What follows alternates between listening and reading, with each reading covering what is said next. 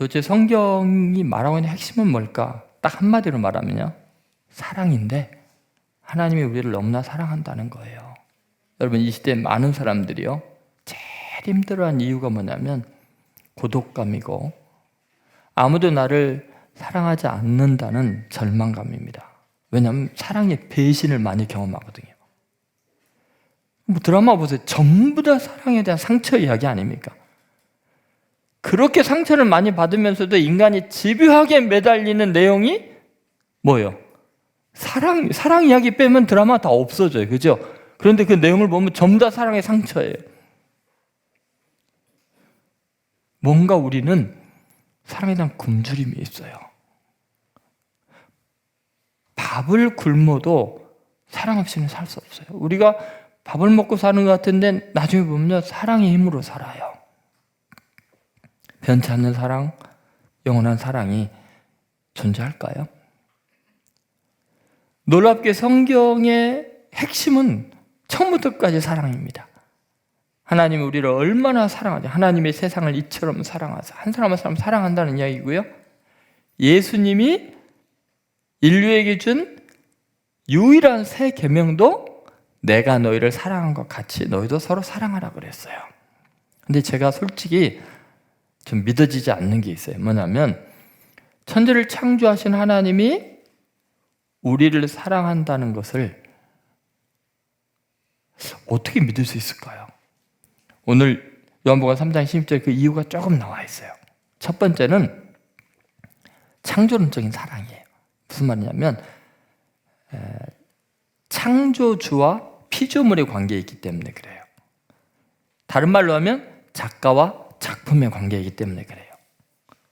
여러분, 신기하게요, 오늘 요한복음 3장 10절에 보면 하나님이 세상을 이처럼 사랑하사, 세상을 사랑한대. 왜요? 하나님이 세상을 뭐 했기 때문이에요? 창조했기 때문에, 만들었기 때문이에요. 여러분, 놀라운 것은 뭐냐면요, 작가는 운명적으로 작품을 사랑하게 돼 있어요. 여러분 한번 생각해 보세요. 여러분이 어떤 잡지에다가 원고를 한번 냈다고 생각해 보세요. 글을 냈어요. 그럼 여러분 어때요? 여러분이 글을 잘 썼기 때문에 그 내용을 여러분이 알고 있어요, 몰라요? 그런데 출판이 돼서 만약에 나왔다고 생각해 봅시다. 여러분 그거 몇 번 읽을 것 같아요? 계속 볼 거예요, 아마. 그 다음에 여러분만 보겠어요? 살짝 펴놓고 옆에 사람 좀 읽기를 기대하겠죠. 그리고 한번 읽어보라 그런 다음에 아무도 안 읽으면 복사해갖고 막 친구들한테 보내서 야, 그때 내용 어떤지 한번 좀 평가해줘. 막 이러죠. 그런데 읽은 사람이 보더니 야, 너 그 글 정말 훌륭해. 아니면 옆에다 펴놨을 때 어떤 사람이 우연히 읽다가 와, 이 글 굉장한데? 그러면 누가 기분이 좋아요? 내가 기분이 좋아요. 근데 어떤 사람이 읽어보더니 뭐 이런 글이 있어. 형편없네. 그러면 어떻겠어요? 굉장히 기분이 나빠요, 내가. 왜 그런 줄 아세요? 작가는 작품과 자신을 운명적으로 동일시 여기게 돼 있어요. 참 신기합니다. 내가 만든 거. 근데 성경은 놀랍게도요, 계속해서 그런 표현으로 가득해요. 예를 들면 마태복음 25장 40절이라는 데 보면은 하나님이 그런 표현이에요. 너희 중에 지극히 작은 자에게 한 것이고 나에게 한 거다. 이런 표현을 했거든요. 성경에서 많이 들어봤죠? 너희 중에 지극히 작은 자에게 한 것이 곧 나에게 한 거다. 아니, 내가 언제 하나님께서요? 내가 보기에 저 원수, 정말 인간 취급받기도 어려운 인간에게 한 건데 하나님은 그걸 뭐라 그래요? 그건 나에게 한 거라 그래요. 왜냐하면 하나님이 인간을요, 자기의 형상대로 만들었기 때문에 그래요. 여러분, 창세기 1장 26절에 보면 하나님이 그런 이야기를 하셔요. 우리가 우리의 모양대로 우리의 형상을 따라서 우리가 사람을 만들고 그들로 바다의 물고기와 하늘의 새와 가축과 온 땅과 땅에 기는 모든 것을 다스리게 하자 하시고. 저는 이것도 정말 신기하죠. 여러분, 사자보다 힘이 셉니까? 코끼리보다 등치가 큽니까? 새처럼 독수리처럼 날을 수 있습니까? 옷 벗겨놓으면 그냥 털도 별로 없는 정말 약하게 짝이 없는 존재인데 정말 온 우주 만물을 다스려요. 정말 놀라워요. 왜요? 하나님이 그렇게 만들어놨어요. 누구의 형상대로? 창조주 형상, 자기의 형상을 따라 자기의 모양대로 우리를 만들어놨어요. 그러니까 하나님이 우리를 창조하되 자기의 이미지로 만들어 놓다 보니까 우리는 하나님의 작품인데 작품 중에서도 너무너무나 귀한 자기와 닮은 모양이에요. 그러니까 사랑하는 거예요. 여러분 누가 뭐라 그래도 운명적으로 사랑받는 존재예요. 한번 옆 사람한테 그래서 고백해 보세요. 당신은 하나님의 걸작품입니다. 믿습니까? 한번 가슴에 손 얹고 고백해서 나는 하나님의 작품이다. 믿습니까? 다시 한번 옆 사람한테 당신은 정말 멋진 하나님의 작품입니다. 그런데 공사 중이군요. 작업 중이군요. 그래요. 지금 유기순 권사님이 이렇게 보면서 이제 작업 중이야 뭐 이렇게 이야기하는 그 심정 이해합니다. 그런데 주님 오실 그날에 장로님을 보면 권사님 기절할 것. 당신 이렇게까지 멋있는 줄 몰랐어. 맞죠 여러분? 그래서 내가 생각하는 것보다 하나님이 나를 완성할 때는요 정말 감당하기 힘들 만큼 아름다워요. 그럼 나무토 막 그냥 이렇게 있을 때는 아무것도 아니지만 그 구멍을 뚫고 여기저기 구멍을 막 드릴로 뚫고 그럴 때는 얼마나 아프고 고통스럽겠어요. 놔두지 왜 이렇게 파헤치는 건가? 어때요? 아름다운 피리스가 되려면 토막으로 있으면 안 돼요. 여기저기 뚫리고 부서지는 것 같고 아픔이 있지만 마지막 하나님의 작품으로 만들 때는 우리는 하나님을 찬양하는 놀라운 정말 아름다운 존재들이 될 줄로 믿습니다. 그러니까 지금 외모로 실력으로 지적인 그런 걸로 소유로 절대 평가하시면 안 돼요. 여러분 하나님의 작품이에요. 그리고 하나님은 절대 실패하지 않아요. 피카소가 여러분 보세요. 쓰레기 더미에서 자전거 안장을 하나 갖고 왔어요. 쓰레기 더미에 버려진 자전거. 그래서 그걸로 안장이 이렇게 생겼잖아요. 거기다가 손잡이, 자전거 버려진 손잡이를 위에다 이렇게 붙였어요. 그리고 색깔 좀 칠했어요. 그게 작품이 황소머리예요. 값을 못 매겨요. 피카소 작품 중에 이 황소머리는 너무너무 완벽해갖고 너무너무 위대한 창작품이라고 사람들이 값을 매길 수가 없대요. 그 쓰레기 더미에서 주워왔다니까요. 여러분 피카소가 더 위대해요? 하나님이 더 위대해요? 내 인생 쓰레기처럼 버려진 인생이라고요? 걱정하지 마세요. 하나님의 작품이에요. 그것은 값으로 매길 수가 없어요. 여러분 믿습니까? 그래서 작가는 작품을 운명적으로 사랑한다. 자, 가슴에 손 얹고 다시 한번 따라하세요. 나는 운명적으로 사랑받는 존재다. 믿습니까? 그러니 성경이 그 이야기를 계속 하는 거예요. 이사야서 43장 1절 야곱아 이스라엘아 내가 너를 지었고 내가 너를 창조했다. 그러니까 두려워하지 말아라. 내가 너를 구속하여 너를 지명하여 불러낸 너는 내 것이다. 내가 만들었으니까 너 내 거야. 아무도 너 괴롭히지 못할 거야. 망가뜨리지 못할 거야. 내가 너 책임질 거야. 너 내 거니까. 내가 너를 지었고 내가 너를 창조했는데 누가 너를 평가하느냐? 그것은 나에 대한 평가다. 그래서 4절에 보면 너는 내 눈에 보배롭고 존귀하며 내가 너를 사랑하였은즉. 하나님 눈에 작품이니까 보배롭고 존귀하고 사랑스러운 거예요. 여러분 믿습니까? 꼭 믿으셔야 돼요. 자, 두 번째 하나님이 우리를 사랑할 수밖에 없는 이유가 있는데요. 구속론적인 사랑이에요. 여러분 이건 뭐냐면은 실제로 우리가 어떤 것에 가치를 느끼는 건요. 남들이 매겨놓은 점수나 가격표로 가치를 매길 것 같지만 그러지 않아요. 실제로 우리에게 어떤 것이 의미 있고 비싸다는 것은 뭘 의미하냐면 내가 얼마나 시간을 들이고 얼마나 많은 물질을 투자했느냐에 따라서 값이 다르게 느껴져요. 정말 그래요. 제가 대학원 때 만년필을 워낙 좋아해서 글을 쓰는 걸 좋아하니까 만년필 사러 갔더니 뭐 파카 만년필 32,000원이래요. 근데 그 옆에 못 볼 걸 봤어. 검은 거에 금테두리고 뭐 하얀 거 찍히는 몽블랑을 봤어요. 거기 보니까 72,000원이라고 써져 있어요. 그랬더니 아시 그 72,000원짜리 이건 뭐예요? 그랬더니 아닌데요. 72만 원이네요. 그래요. 그래서 내가 무슨 만년필이 72만 원이라고 말도 안 된다고 제정신인가? 사람들이 그랬어요. 그랬더니 아저씨가 설명을 하더라고요. 왜 이렇게 비싸냐 그랬더니 만년필은 평생 잉크만 넣으면 갈았을 수 있는데 이거 금으로 다 돼 있다. 평생 하나에 갖고 있으면 되지 않냐. 그 뒤부터 다른 만년필을 살 수가 없었어요.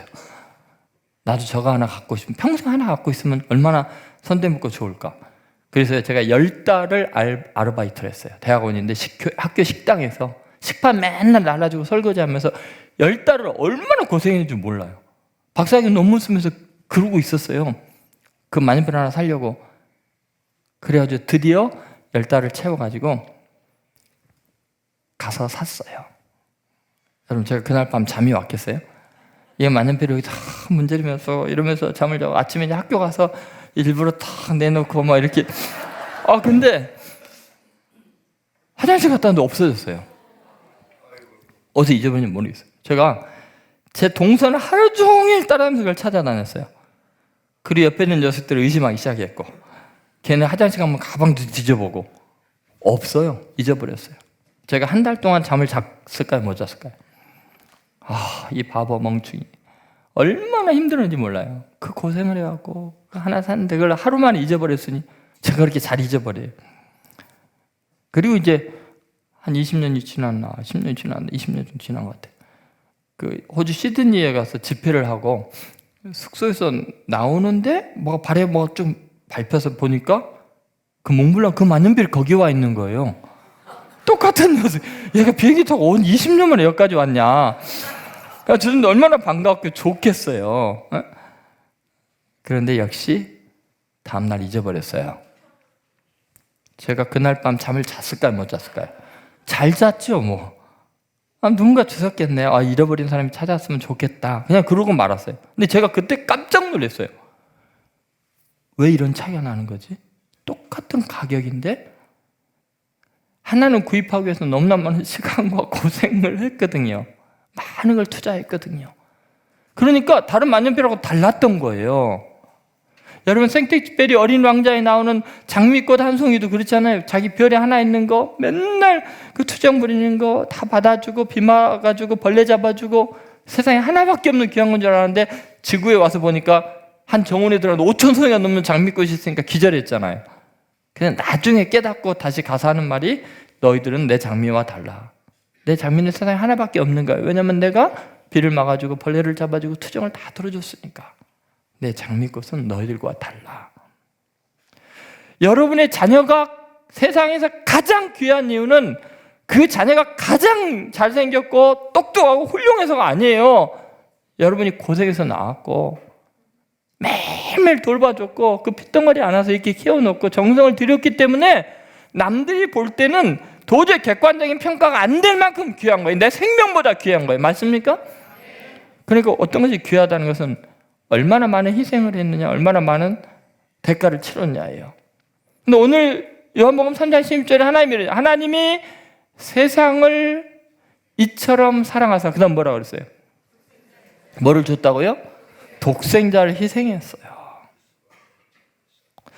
여러분, 내 생명보다 귀한 게 내 자식 아니에요? 여러분, 제가 고등학교 때 연탄가스를 심하게 맡아갖고 죽은 적이 있어요. 제 외삼촌이 목사님이라 와서 기도해줘갖고 살아났어요. 근데 제가 죽어 있을 때 아버님이 안 보였어요. 사람들이 막 찾았어요. 제가 그 연탄가스 맡은 방 부뚜막에 가서 연탄가스를 맡고 계셨어요. 큰아들 죽었는데 내가 어떻게 사냐고. 아들이요, 저만 있는 게 아니에요. 둘째 아들도 있고요, 누나도 있고 여동생도 있어요. 4명 중에 1명인데도 내가 죽으니까 못 살겠는 거예요. 그런데 하나님은 외아들이잖아요. 영원 전부터 영원까지 하나밖에 없는 너무나 순종하고 사랑스러운 완벽한 아들이잖아요. 근데 그 아들을 우리를 위해서 희생을 했어요. 우리의 죄를 용서하기 위해서 죄값을 치르게 하려고. 그러면 여러분, 한 사람 한 사람의 존재는요, 하나님에게는요 자기 외아들만큼 귀한 거예요.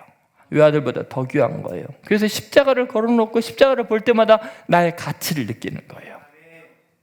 하나님이 자기 아들 희생해서 나 구원했어. 나는 하나님의 아들만큼 귀한 존재야. 성경이 온통 그 이야기로 가득해요. 생각해 보세요. 창조하신 것도 운명적인 사랑인데 창조하기 위해서 피 한 방울 안 흘리셨어요? 하나님 고생한 거 없어요? 말씀으로 창조하시고 진흙으로 빚어서 코에 생기 불어넣어서 창조했는데도 그렇게 사랑스러운데, 이건 구속론적인 사랑은 어마어마한 고통을 겪으시고 계획을 수천 년 동안 인간의 죄를 사하기 위한 계획을 해놓으시고 어마어마한 노력을 기울여서 우리의 모든 죄를 단번에 영원히 용서해 주시려고 우리를 구원한 사랑이에요. 그러니까 여러분, 여기 있는 한 사람 한 사람에 대한 그 가치는요, 그 어떤 인간의 평가에도 측량할 수가 없어요. 하나님 입장에서는 온 세상보다. 그래서 성경에 뭐라고 나왔냐면 한 사람의 생명이 뭐보다 귀하다고요? 천하보다 귀하다는데 이게 설명이 안 되잖아요. 아니, 왜 한 사람이 천하보다 귀해요? 하나님께는 그렇다는 거예요. 왜냐하면 내 아들을 희생해서 이 한 사람 구원했으니까. 지구상에 여러분 여기 앉아있는 한 사람만 있어도 하나님은 그 사람 위해서 자기 아들을 희생했을 거예요. 그만큼 귀한 거예요.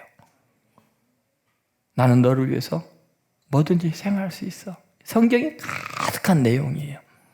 제가 그 이야기를 하려면 끝이 없어요. 여러분, 나는 하나님 앞에 정말 소중한 존재다. 여러분 생각한 것보다, 주위 사람이 이야기하는 것보다 훨씬 하나님께 소중해요. 절대로 포기 못해요. 어떤 대가를 치르는데 포기하겠어요? 여러분 믿습니까? 마지막 세 번째, 목적론적인 사랑이 있어요. 하나님 우리를 사랑할 수밖에 없는 이유가 있는데, 그거는 뭐냐면 우리를 창조한 목적이 분명하기 때문이에요. 그것은 뭐냐면 놀랍게도 우리를 당신과 동일한 신적인 존재로 만들려는 목적이 있는 거예요. 한번 요한복음 3장 10절 다시 한번 보세요. 뭐 하기 위해서 독생자까지 희생하고 그랬는지 한번 같이 다시 한번 읽어보겠습니다. 하나님이 세상을 이처럼 사랑하사 독생자를 주셨으니 이는 그를 믿는 자마다 멸망하지 않고 영생을 얻게 하려 하심이라. 자, 뭐를 얻게 하려고요? 영생을 얻게 하려는 거예요. 왜 그렇게 큰 대가를 치르냐면 우리 한 사람 한 사람이 신적인 생명을 얻게 하려고. 영생이라는 것은 오래 산다는 걸 의미하는 게 아니라 신적인 생명을 말하는 거예요. 여러분, 하나님께서 우리에게 어떤 목적이 있냐면 하나님의 자녀가 되는 권세를 주기를 원하는 거예요. 여러분, 호랑이의 새끼는 호랑이에요. 그죠? 표범의 새끼는 표범이고 강아지는 개의 자녀죠. 욕을 할 수는 없으니까. 그럼 보세요.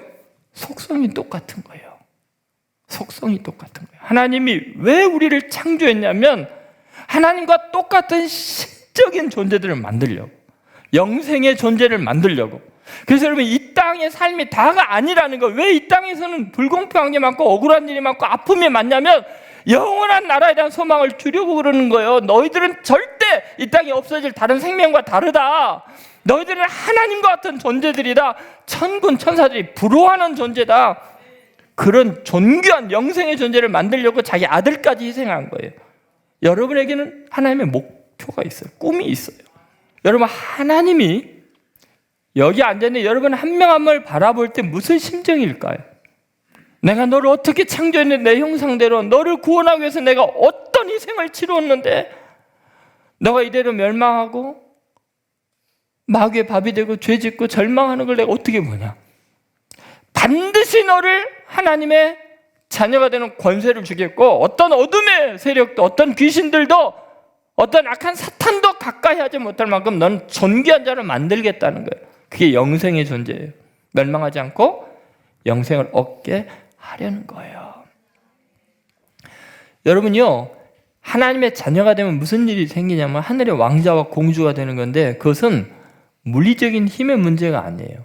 성경에 나와 있는 걸 보면은 영적인 권세라는 것은 법정적이고 사회적이고 정치적인 힘이에요.